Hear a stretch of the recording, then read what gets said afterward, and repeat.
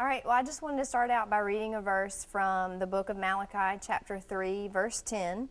And it says, "Bring the whole tithe into the storehouse, that there may be food in my house.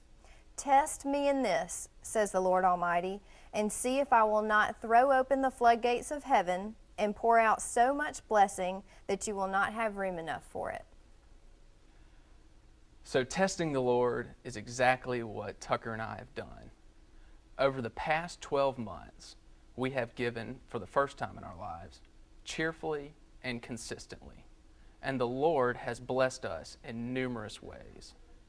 The first was right after Tucker and I were engaged, I needed to sell my house.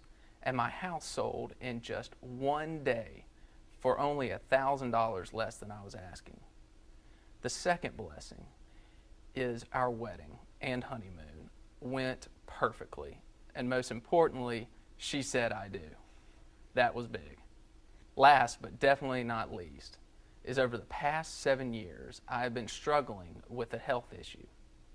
But just in this past month, the Lord has led me to a doctor who has identified this issue and put me on medication that has helped me out significantly.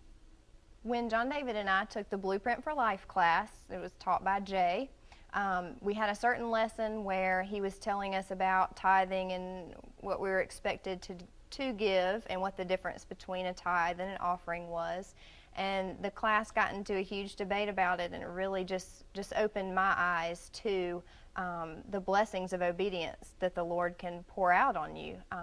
And like this verse in Malachi that I just read, just kind of opened my eyes to what can happen when you start to give. So we tested the Lord, and His blessings have just poured out onto us.